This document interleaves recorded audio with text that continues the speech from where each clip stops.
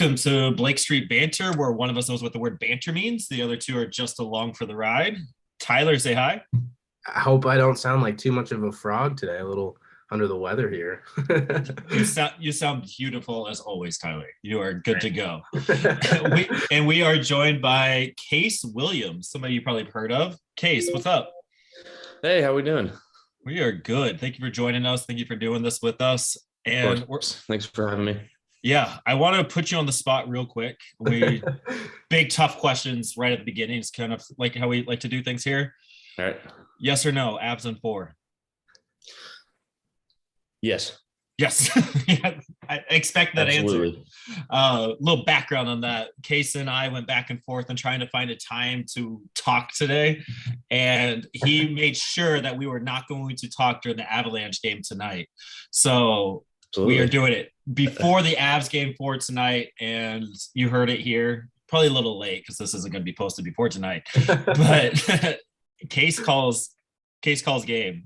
Sweeps in four. I hope so. I mean, Yeah. we need it after what happened in game 3. Like, it just has to get cut right here.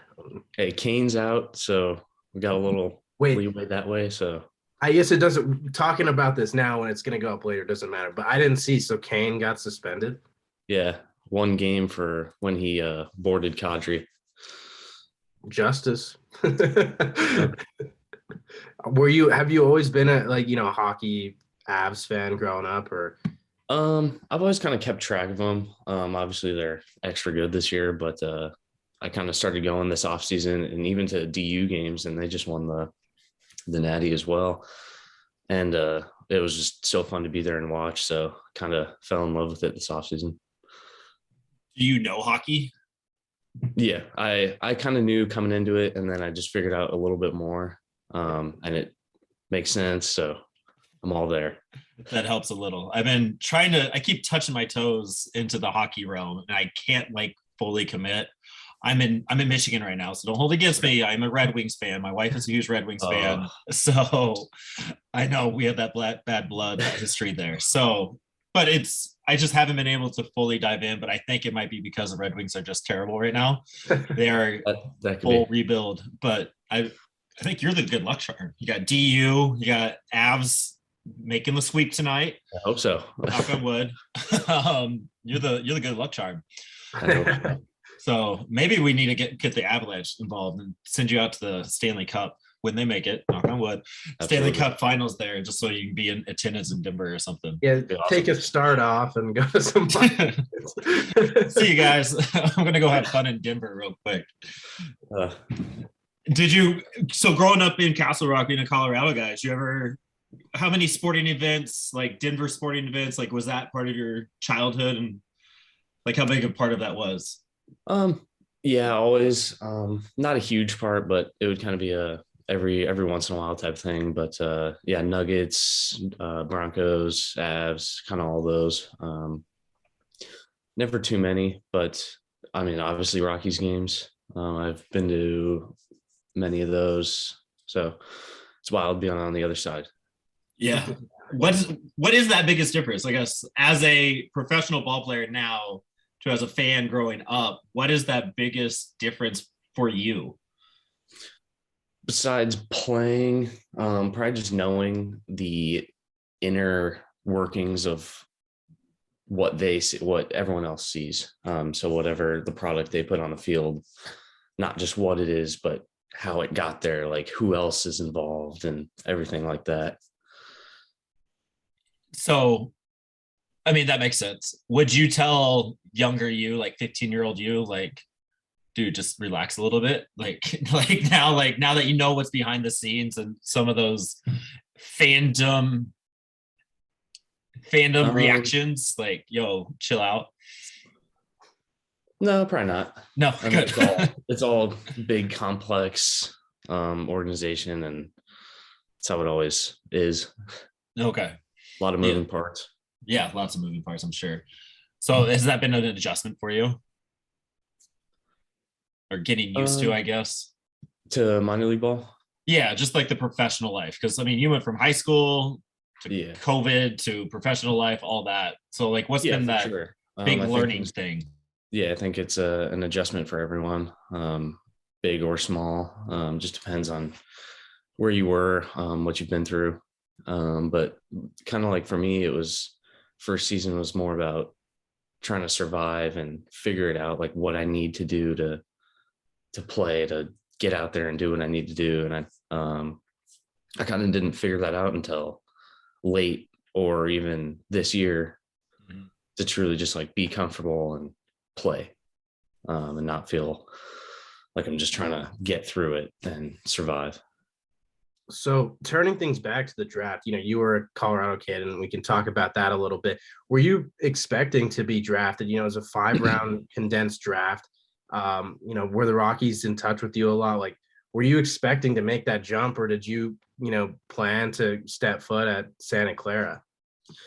Yeah, it was always kind of a talk. We've been talking to like scouts and whatnot, and we would make a couple of those like the visits, basically. And so it was always a thought, but Rockies were never that high on the radar, honestly.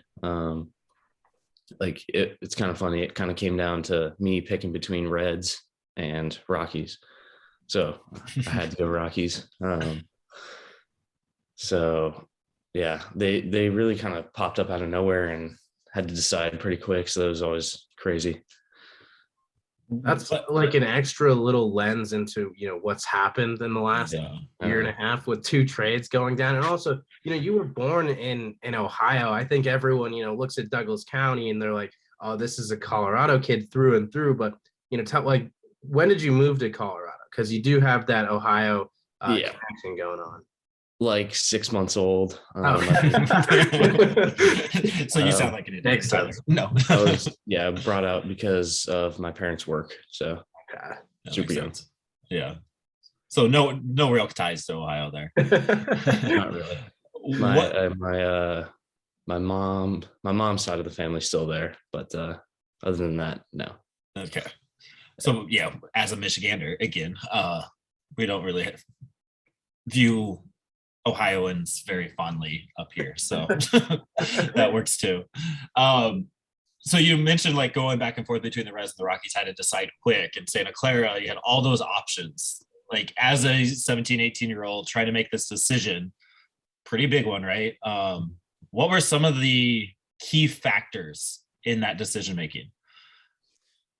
I mean, it wasn't just me making the decision. I was with my family, so I think that really helped, and being able to just like talk it through with them and even my agent a little bit. But I just had to consider all the options, like going to college, especially non-Power 5. You never know what could come out of it. Like we had to look back at who else had been drafted out of there at some point and what that truly might look like versus what I would be getting into now. Never know if you'll get hurt.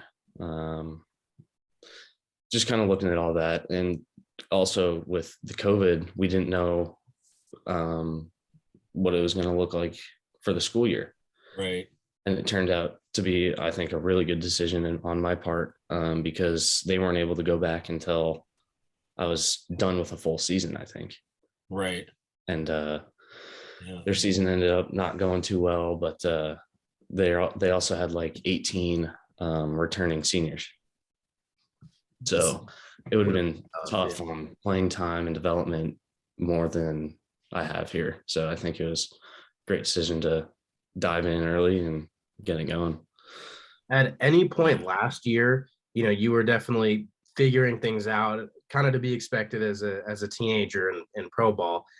Were there points where you were kind of like, I'm a little in over my head, or did you just kind of trust the whole process? Yeah, I think I trust the process. Sometimes I would get hit or whatever it might be a little, and it's like, damn, like this is tough. But I just knew I had to stick with it because there's only one way to go for me, and that's not out. That's not what I wanted to do. So I think it was just sticking with it, knowing that it'll work out at some point and that hard work will help as well. And so you've talked a little bit about kind of settling in mentally, but what kind of changes have taken place physically to your arsenal since, you graduated high school and, entering the Rockies and then, playing with the Reds? What kind of arsenal changes have taken place for you? Yeah, kind of just like the refinement of everything, I'd say. But I've added a slider that's been working pretty well. Lots of swing and miss on that lately. I kind of just figured it out 2 weeks ago. I had a little cut on my index finger, and I moved. So I used to hold it like, I got a baseball here actually. I used to hold it like that and see the finger. And so I had to just move it back to like right there because it would hurt my finger a little bit. And it actually ended up being like way better and controllable than what it previously was. So that's been working really well for me. Curveball still works. Change up, it's been gotten better. A little bit more consistent with it, and then same fastball. Okay.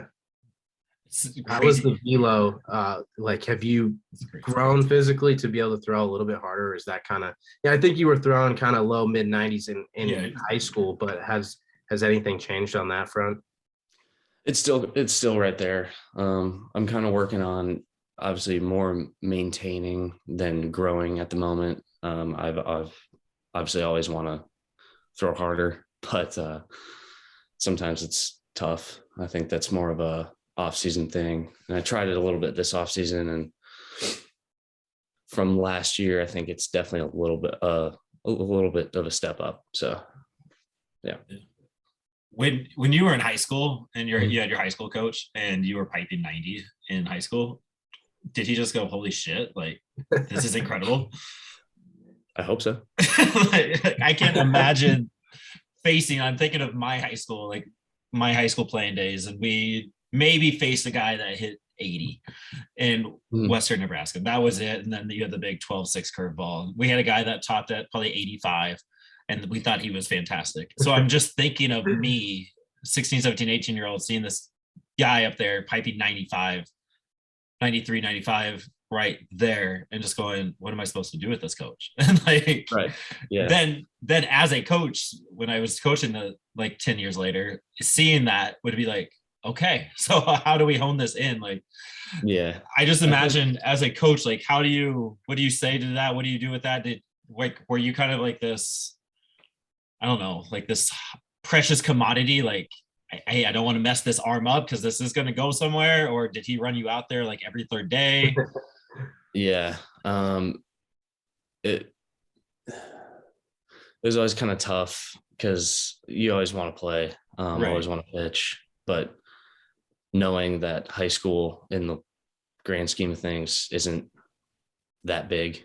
So we always kind of had to watch how much I was going out there, how much I was throwing, but I think they wanted me to throw a lot, which is good. I like being able to be that guy.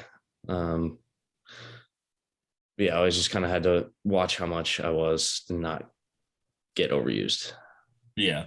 So it ended up working out. So, and that was something you and your family probably were advocating for, and make sure everybody was on the same page with that. Yeah, I would always kind of keep track of pitch count, and if I was getting tired, like there's no reason to destroy me through this game, even if we're still winning and stuff like that. Yeah. Yeah. So like at what point in that high school career did that start for you? Was that a freshman, sophomore time, or does that really ramp up like once you were junior, senior? Sophomore, junior year, because I did not have senior year. Yeah. Right. Yeah. Right. That makes sense. Yeah. So, okay. That makes sense. I mean, I've just never been surrounded by talent. So I'm curious, like that's pretty cool. Did you play the field at all? I did. Yeah. Right field, center field? Right. First and third. First and third. Okay. Sure. Did you I was going to say short, like growing up, like, did you play other sports and were you kind of one of those, like, just do it all athletes? I feel like a lot of pro baseball players tend to be like that. I did rec, soccer, and basketball, but that's it. Actually, I never played football. I was always pretty good at them, never great. And then I knew that baseball was where it's at. Made a career decision. Made a good one. Were you able to hit it all? Were you able to rake? All pitchers say yes, so a little bit. Yeah. Would you be able to hit you right now? Absolutely no. No. Right on that. Which person would you not want to face in your rotation right now? Juarez, McCade, Green, and you can't say yourself. We're gonna put some other names in there. Kafka. We can even throw Shaver in there because he was with you for a little bit. Like, who would you not want to face? Probably Castillo because he throws fuzz and like a 90-mile-an-hour slider. It's nasty. That's kind of crazy that he's sticking in the rotation for now with that kind of stuff going. Absolutely, Like, you don't see that very often. Yeah. Yeah. And I think he's only 21. Yeah. He's a young guy. Yeah, you guys are just loaded in that rotation, like 1 through 6. You know, everyone can shove. Everyone brings something really valuable to the mound. What do you guys what's the dynamic like between all of you, and how do you help each other from start to start and just to get better? Yeah. I mean, it's a team. We're a bunch of young new guys. Compared to the last year Grizzlies, I think this is a lot younger of a team, and I think it's almost everyone's first year besides, I think, me, Quijada, and Boone. I think that's it though. So everyone's just ready to get after it and kind of helping each other, just little things here and there, because at the same time we are also competing, which is the weird thing always. But we are here to win together. So kind of helping each other with little things. Like Green helped me with something mentally, like finding your like red, like the stoplight thing. So like knowing your green light, like you're going, yellow light's like, okay, I need to reset, take a breath here. And then there's the red light where it's like, oh shit, like I need to like stop, reset, figure something out now. Cause so just like little things here and there, helping each other. So it's been big help. Yeah, that's cool to hear. Like, as fans, as people that are, watching you guys like building each other up. Because we talked to Braden Ward a little bit, probably 3 weeks ago, and he was talking about his relationship with Benny Montgomery, like fresh new face, kind of like what you did last year. Fresh new face out of high school. What is he doing? You're gonna have these slumps. You're gonna have these ups and downs. And he was talking about the conversation Braden and Benny were having. Like, you're gonna struggle. What are you gonna do when that happens? Here's some things that I've been doing, and here's what works for me. So maybe you're trying this, and like just like building each other up. You are a team together. So that's really cool to hear, like you guys building each other up, even though you are technically competing against each other, which is it's weird. That it's got to be weird, right? It is. And what else is weird is that like I'm still younger than these college guys, and it sometimes feel like they have more experience than me, and they do. They've been through 3-4 years, some of them. So just hearing what they have to say from a different perspective is nice to hear, and it's also weird because I've been the more longer in pro ball is, so it's just kind of the balancing act to each other. Yeah, it's such a wild dynamic because you've gone through 2 trades in a year that some people won't even ever experience ever, and then these guys have 3 years of college experience through the COVID stuff, and everybody has their own little story and their own little journey right now, and you all have your own expertise and advice that you can give. Right. It's crazy. It's so many dynamics to a team, to baseball, especially baseball, right? Because like you are on the same team, but you're competing and you're all coming from different countries, everything, right? Different cultures, different countries, different languages are being spoken everywhere. Like you have a huge learning curve, especially with that young team, 18, 19, 20-year-olds coming from everywhere. And how does that dynamic in that locker room, because you guys are from everywhere, and and you guys seem to be having fun. Like it always looks like Fresno Grizzlies are having a good time, which is also great to watch. But like, what's that behind the scenes? What's that locker room like to keep that fun, that lightness going? Yeah, we're all cool with each other. There's no beef anywhere, I don't think. But we're in an apartment complex now. and kind of all the guys are here. Most are here. So we got some Latins upstairs. We have a Latin that just moved in with me and Ahern. So it's the three of us. We got some pitchers next door. So it's kind of, we're all together all the time. So you have to make do with them all the time. Really. You're sleeping with them and everything. But yeah, I think winning obviously helps everything. Right. But I think part of that is just the want to win and the drive all the new and young guys have on the team. And you guys probably build off of each other. Like you see that person working, like, all right, so we're going to get out there and work and feed off of each other. And Latins always bring a energy, and so it's fun. Yeah. And kind of speaking back on the, you know, the little competition that's always underlying, you probably experienced this a little bit last year. You know, you got the draft coming up, and some guys are a little bit on edge because, you know, spots are always, you know, at risk. Your spot's always at risk. Did you see that kind of play out last year? And, you know, has there been, you know, any mention of what's going to happen, you know, post draft this year? Like what's gone on there? It's kind of right around the draft when stuff starts moving. Because I think that's when I got traded back, was late July. And so early July was draft. So that's when stuff kind of always gets shaken up a little bit because they got to get the guys and go to Arizona first. And then from there, it's like, okay, this is a college guy that just came out of the College World Series. I think he's ready. So you never know who it is, who's coming. But it's always trying your best. Yeah. Focus on what you can do and what you can control, and people will notice for sure. Yeah. Yeah. Again, just another dynamic to keep out there. Go into that trade. So 2 organizations in a year, before 20, like what's I guess the biggest philosophy between like the Reds organization and the Rockies organization? We talked to Noah Davis a little bit about this, and I'm just kind of curious if it was similar for you being at different points in your guys' careers. Yeah. I think like I've almost spent half and half time at both spots. Close. But yeah, they are 2 very different. At the time when I was there, it was Bodie and all the driveline stuff. So a lot of updated ideas and thoughts,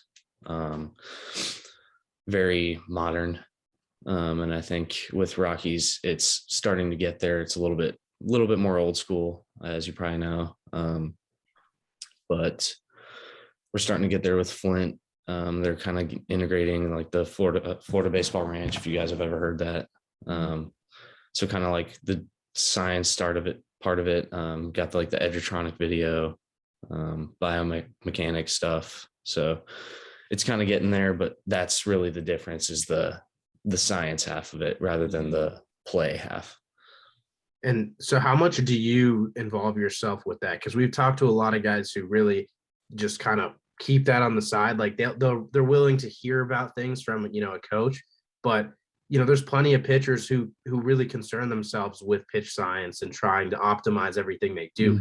Is that kind of where you're at, or are you a little bit, you know, in the middle? Like, you know, I'll take what I can get, but I'm gonna just try to, you know, keep it simple.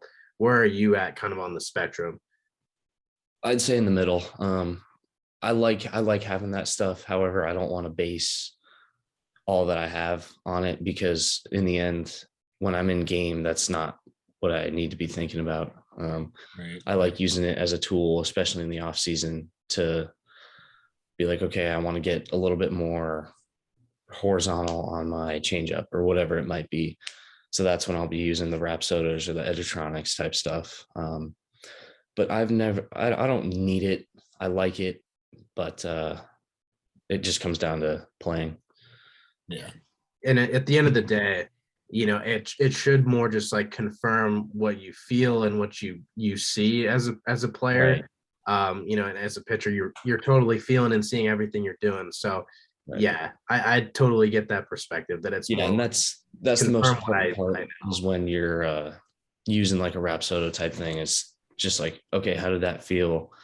Because number wise, it looks good. So keep whatever you just felt and do that. So I think it just helps you stay consistent sometimes if you're lacking in that aspect. Yeah, it's another tool to use, but not basing everything off of it. Right. That makes sense, and I think that's a good mentality to have with it.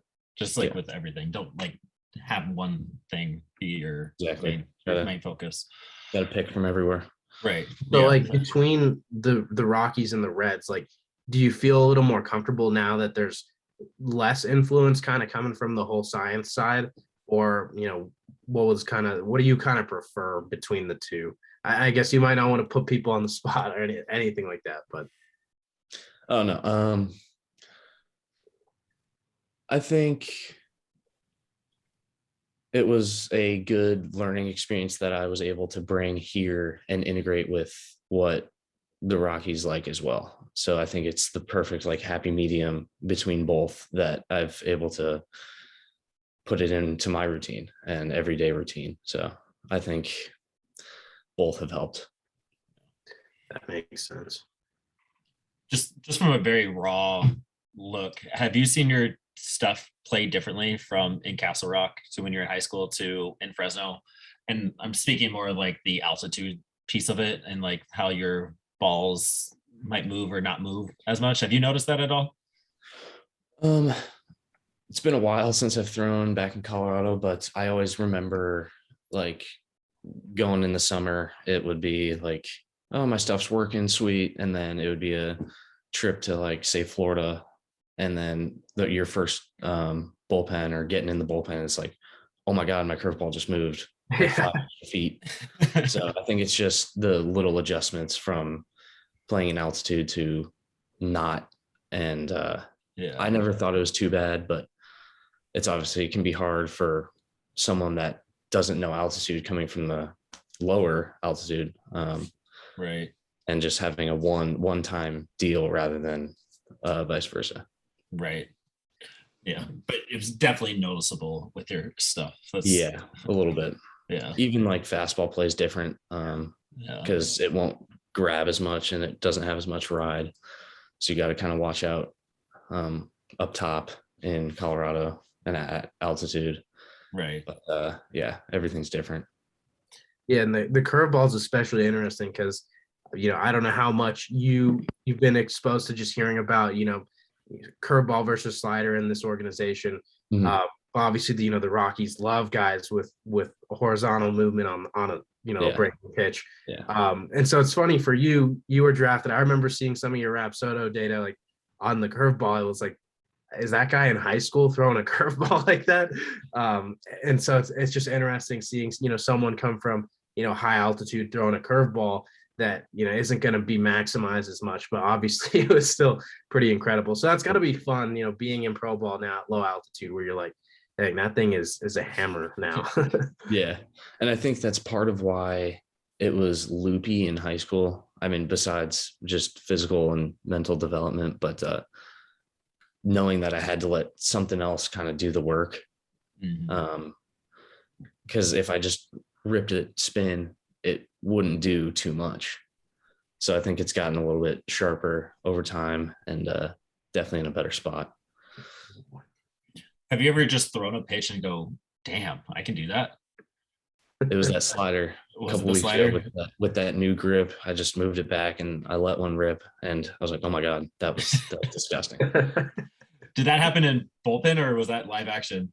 It was in Visalia right before the game. So going through my routine. I did my 2 fastballs, middle, arm side, and then extension side. And then I go 3 changeups, middle. And then I went to the sliders. I threw one. I was like, okay, that kind of hurt.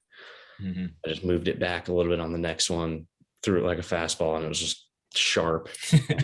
I was like, ooh, okay, let's do that. Who was your catcher that day? Did they notice it? I think it was Goodman that day. I think he did. I hope. I think that was his first time catching me. Okay. Anyway, so I don't think he had the comparison to the previous. Wasn't have to adjust like that. I'm gonna have to go back and watch because you've obviously used that this past week, right? So I might have to go back in the past 2 weeks that I've So been the able last to two actually starts. control the new grip. Yeah. So yeah, so I'm probably gonna go back. It's so hard for me, like Eastern time zone. I mean, this time difference here, like you guys are on at 9-10 o'clock, and Yeah. it's hard to stay up. So I haven't watched you as much as I want to, but my summer break is starting right now. There we So go. school is out. So I'm gonna go back into the archives and see this Yeah. difference in the slider.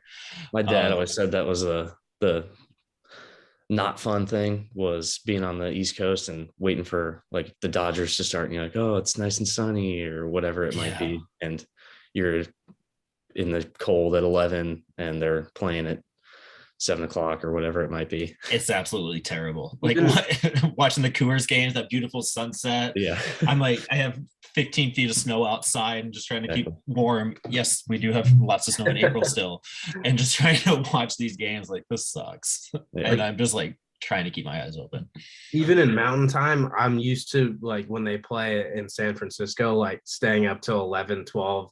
Yeah. And if they go extras, even like 1 a.m., this is just ridiculous. I'm an hour ahead of them, and I'm staying up past midnight to watch baseball.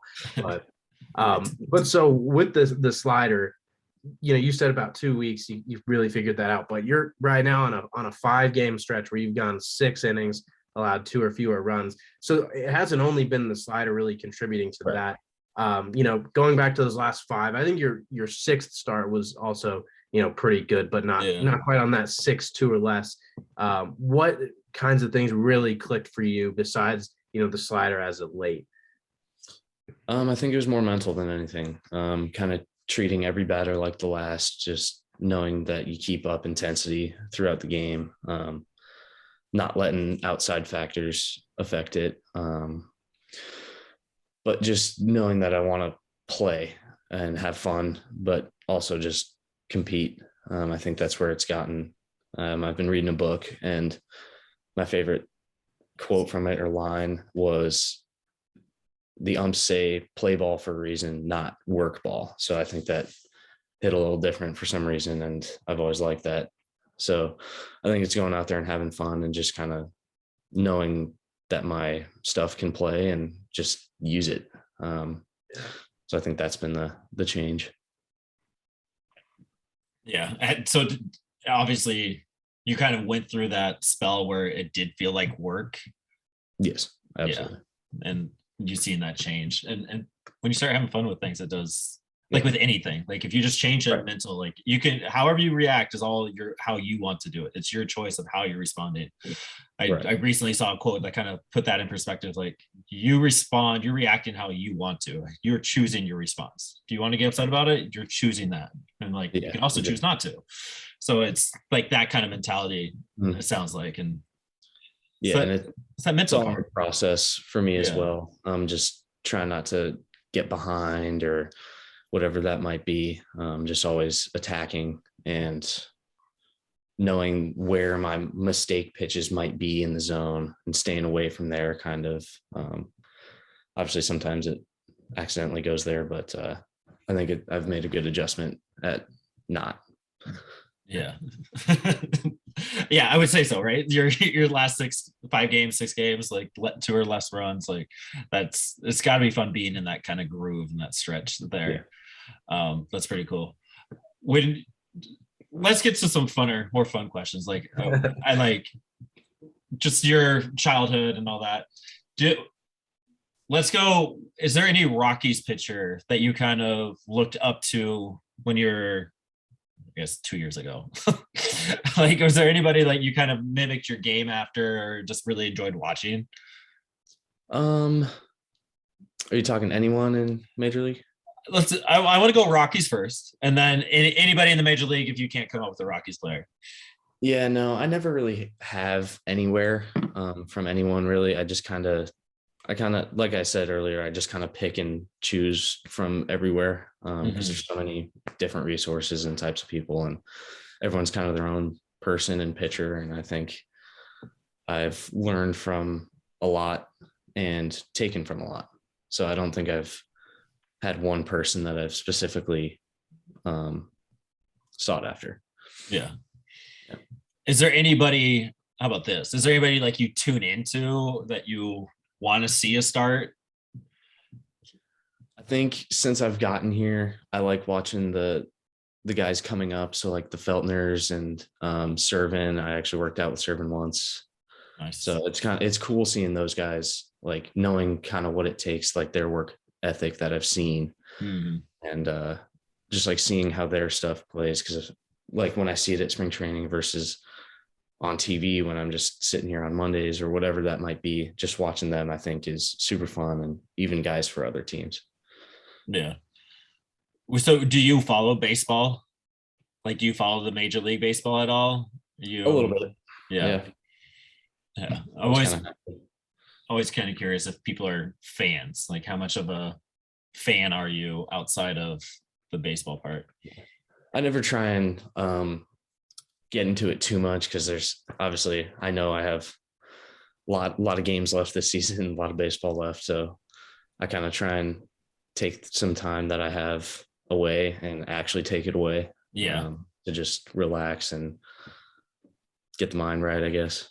Yeah, and you should. Like, I think I say this every time, but like fans, we think you should always be baseball. You should be 24/7 baseball, and that absolutely drives me nuts. Like, no, you need to get away. You need to have time for yourself. Because I think about myself, my professional career. If I just was focused on that 100%, I'd drive myself insane, and Exactly. It wouldn't be beneficial for anybody. Right. So what? Go ahead. I think we might be asking the same We're question. asking the Like, same what questions. kinds of things do you consume yourself with when it's not baseball? Because you got to take some time. Yeah. Today, so Monday off day. I mean, I always want to do something, but then you get to like Sunday night and you're like, all right, I don't really want to do anything tomorrow. Usually it involves going to the store, might stretch it out a little bit. But I have this little like clip-on hammock. So there's this little park next door that I might go to and just relax. Might read that book a little. Might play some NHL. Otherwise, just kind of normal, relaxed things. I don't play the show. But yeah, just normal stuff. So are you just on the sticks on NHL, or you playing any other games? You playing COD or anything else? COD. Yep. We've been getting the boys on sometimes. Okay. That's sweet. Man, I miss video games. That was always my go-to. Like, all right, I'm just gonna play video games all day, and it was so much fun. It was my go-to was always Borderlands, and then in college it was Halo 2. Oh yeah. Aging myself a little bit there, but it was Halo 2. Yeah, Halo 2. I didn't even know there was more after that. That's how old it's been. What are you doing for the Avs game tonight? You hitting up a Buffalo Wild Wings? Are you staying at home, ordering some food in? Probably gonna make some food here and turn it on here just on TV. Okay. Finally, so it's not on blackout or anything. That's true. ESPN was blacking me out a couple times, and that I was like, no, not now. That sucks. Yeah, so it's nice to be on TV and I can just relax here and then go to bed. Yeah, there you go. That's where it's at. Yeah. I don't know what this means. So Stephen Rice sent me this when I told him we were talking to you. Have you ever had a snooze breakfast? Absolutely. Okay. What does that mean? What is that? It's just the place. It's called Snooze. Is it in Fresno? No, I've looked. Okay. So it's a Colorado thing? Because I know he went to North Colorado, but yeah, so there's it's definitely in Denver. I think there's some in Arizona that I remember. Okay. So it's kind of in that region of the US, but super good. Okay, so snooze breakfast next time I tried to go because I live in Albuquerque, but my brother lives up in Denver, and Okay. I visited, and we're like, I want to go to Snooze. It was like an hour and a half wait. I was like, all right, not this time. Yeah, no. Me and my girlfriend, we would always, well, ex now, but we would always wait list it like an hour and a half before we would actually want to go. And then we'd be like, okay, we're ready to go. So then we would go, and we would get there and it would be like 5-10 minutes to wait. And so it was perfect timing. I'm gonna keep that one. Put that in the back pocket. There you go. That's a veteran move. You know what? I'm looking it up. They have one in Union Station in Denver. Is that right? I think so. There's a I few think- spots. I think I've actually been to that one. It's right there on the corner of it. Yeah. Shoot, I've been there. You know what a snooze breakfast is. Last time I was in Denver, it was probably 5 or 6 years ago. I remember there was a little breakfast joint right there in the Union Station. Yeah, places It was- to do. It was fantastic. All right. I'm an idiot. Okay. Being in Colorado, you guys have a bunch of stuff to do. What's your favorite place to go to, thing to do in Colorado? I think it's probably nature, if anything. There's obviously always stuff to do, and I'm not 21 yet, so I haven't gotten abroad activities. But I think just knowing that it's all that in my backyard, and I could go to my buddy's house sometimes, and he kind of lives in the sticks, and he'll kind of take me up on his Ranger or whatever it is, and up in the hills, and it's just so nice to look at everything out there, and it's just beautiful. So I think that, if anything, but I'm always kind of doing something, working out or baseball related. So it's always kind of hard to find time to do stuff, but my family and I always kind of do something every once in a while. So there's stuff to do. Yeah. Did you ski or snowboard at all growing up? I imagine you probably would not be allowed to now. Yeah. I didn't. I wish, though. I really wish. I think I want to take up snowboarding when I'm done, but yeah, I never had. I wish. Yeah, it's just a good excuse to be like out in, obviously, in the snow. Yeah. It's a cool vibe, but there's some awesome towns. I imagine you probably visited some ski towns. Just the culture there is so cool, just to visit and stuff. So yeah, that would be a good post baseball kind of thing. Yeah, it would be perfect, but can't hit any trees. No trees, no. Is there something in your contract that says, don't do anything reckless? Absolutely. There's Is this, I remember the one section, it said like you couldn't play basketball, just like all stuff like that. So There really are in the contract. That's yeah. nuts. So I guess basketball does make sense, too much Ankles. up and down, lots of knee, back risk. Lots of ankles. Lots of ankles. Yeah, that'd be terrible.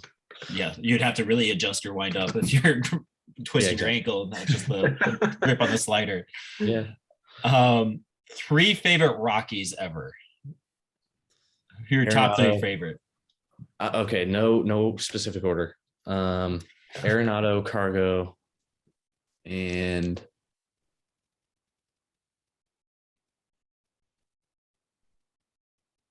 probably Blackman. Yeah. All position guys. Yeah. Did you get to meet Chuck in spring training at all? Yeah, I've seen him around, but I didn't get to. No, that's gonna be cool. That's nerve wracking. You see him. Yeah. That is like the I most know. iconic First guy day- in the building. First day when the big league guys came back, I was just like, that's I've been seeing him on TV forever. Is that crazy? Like, It is. You're just kind of sitting in the training room doing your thing before you're about to go pitch or whatever it is, and you just see Blackman hop in the hot tubs. You're just like, whoa. Hey, sweet. Or like Bryant, even that was weird seeing Chris Bryant walk up in there. Everyone was like, whoa. So that's Who was former MVP. that is nuts. Have you gotten to throw pens like with some of the major league guys? Because I know we saw German Marquez, like he was living at like the Metro State facilities throwing pens there. Like, have you thrown with any of those besides maybe like Feltner, guys that are, you were in the minor league camp at one point? Pitched with any of the big league guys? No, I haven't, but where we work out in the off season, so it's me, Reagan, Max George, and a couple other guys, and we were invited to come to Coors for a couple lifts in the off season. And Marquez was there for one of them, so that was pretty sweet to just be able to see what he does off the field and kind of who he is really. So that was really cool, the opportunity to get to go there. Yeah, that would be fun. Yeah. All right, last question. We'll let you go sit in a hammock for the rest of the day. It's my favorite question, and you can be completely selfish, and I think I know where you're going with this. But what is your favorite, most best all-time baseball moment? Again, you can be selfish. I want to say draft, but that's boring. I can never think of something that quick. Yeah, I don't know. I think it's every day is a new adventure with the guys, and every day is a new opportunity to win. So Am I wrong? You didn't throw a no-no in high school? I did. Okay, that's not on the list. It is. It's on the list. That should have been right there, man. Yeah, that's fun. Were you just in a group? Were you just like, was that day just different for you? Did you feel it? I don't think so. I think it was a lot of soft contact that day for some reason. I don't know how many strikeouts I had, but there's one play that I always remember was my best friend at short, and he got a ground ball and noticed that he was gonna be safe. So he threw it away, took the air. Oh my gosh. I think that is a good friend. The best baseball friend. because it's so funny. Like it might not be a triumph, but like it's classic. So I think just remember that. You take him out for a steak dinner after you got that contract. Yeah, right? exactly. Like, hey, thanks, man. I do want to go back to that draft. I do like to hear these stories too. Where were you on the day that you got the call, that you in that moment, like, hey, the Rockies are taking you in the 4th round? Like, what was that kind of experience about?